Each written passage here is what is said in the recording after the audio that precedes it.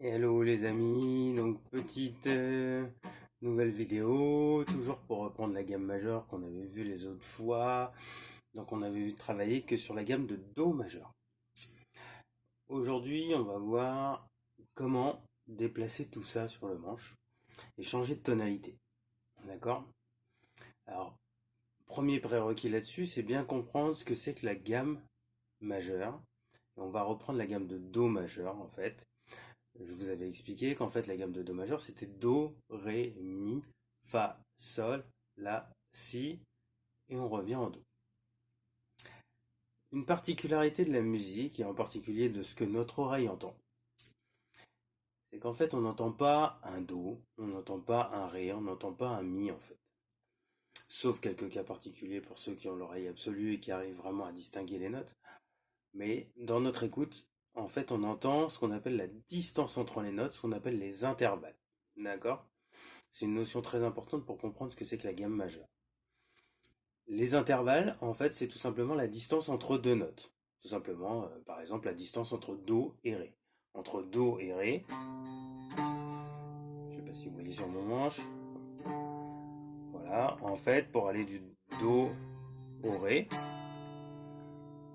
je saute une case, en fait. D'accord? Une case sur la guitare, c'est particulier, ça représente un demi-ton. Donc en fait, pour aller du Do au Ré, j'ai fait deux demi-tons. Voilà, donc on dit que la distance entre le Do et le Ré, elle est d'un ton. Donc l'intervalle entre les deux, c'est un ton. Si on poursuit là-dessus sur toute la gamme majeure, en fait, on va se rendre compte que entre le Do et le Ré, on a un ton. Entre le Ré et le Mi, on a un ton. Entre le Mi et le Fa, petite chose particulière ici, on n'a qu'un demi-ton. D'accord? Ensuite, de Fa à Sol, un ton. De Sol à La, un ton. De La à Si, un ton. Et du Si pour revenir sur le Do, si vous regardez les petits schémas que je vais vous réafficher là, pour aller du Si vers le Do, cette fois-ci on a encore un demi-ton. Donc après les notes en I, on n'a qu'un seul demi-ton, sinon on a toujours un ton entre les notes. Et en fait, notre gamme majeure, on va la penser comme cette série d'intervalles. D'accord? Ton et demi-ton. Donc si je répète, sans dire le nom des notes cette fois-ci, on va avoir comme premier intervalle un ton, le deuxième intervalle un ton, ensuite un demi-ton, ensuite un ton, un ton, un ton, et enfin un demi-ton pour revenir sur notre note de départ. Ok? Donc c'est ce qu'on appelle la petite chanson ton, ton, demi-ton, ton, ton, ton, demi-ton. Voilà. Un peu rigolo et un peu bizarre à dire, mais bon, voilà. Ok? La particularité de notre guitare, ici sur le manche. D'accord?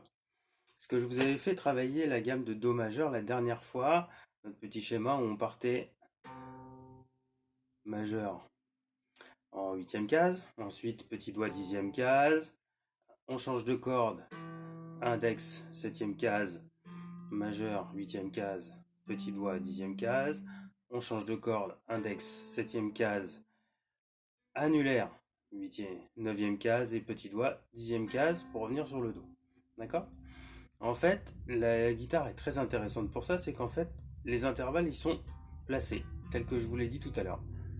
Un ton, demi-ton, un ton, un ton, un ton, et enfin le demi-ton pour revenir sur notre note de départ. Et bien en fait, pour retrouver dans n'importe quelle tonalité de notre gamme majeure, on aura juste à décaler notre schéma, en fait, ici, ce que je viens de jouer. Tout simplement, en pensant notre note de départ. Ici, j'étais huitième case sur la corde de Mi grave. Donc là, on avait un Do. D'accord? Mais je pourrais très bien jouer du Sol majeur, par exemple. Il suffirait juste que je place mon doigt, mon majeur ici, sur un Sol, et que je fasse exactement le même schéma, et j'aurai la gamme de Sol majeur. Je vais vous mettre une petite incrustation là, qui va vous rappeler justement le nom des notes sur la corde de Mi grave, pour vous repérer, d'accord? Mais ici, c'est des choses qu'il va falloir apprendre sur votre corde grave, d'accord? Le Sol, par exemple, dont je parlais juste avant, il se trouve en troisième case. Donc je vais reprendre exactement mon même schéma, mes mêmes écarts de case et mes mêmes doigtés, mais en partant cette fois-ci du Sol qui se trouve troisième case. Et ça va donner ça.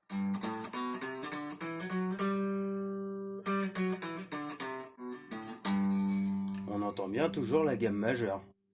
D'accord? On a toujours l'impression d'entendre la pub, heureusement il y a Findus. D'accord? Voilà, ok?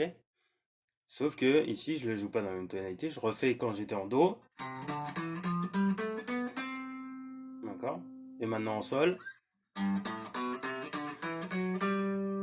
Voilà.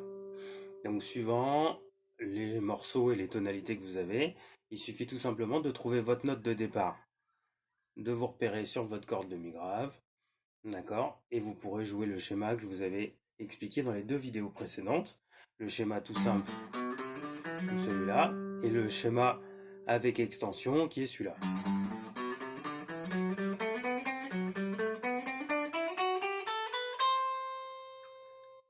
Voilà. Donc chose très importante, connaître ses notes sur la corde de mi grave. D'accord? Voilà. Je vous souhaite une bonne fin de journée et je vous mets en incrustation et toujours dans la description de la vidéo, voilà, le schéma de la gamme, d'accord? Je vous mets le nom des notes aussi sur la corde de mi grave et je vous mets un petit playback en sol cette fois-ci pour que vous vous rendiez compte de ce que ça donne quand on change de tonalité. Voilà, bye bye, ciao, à la prochaine.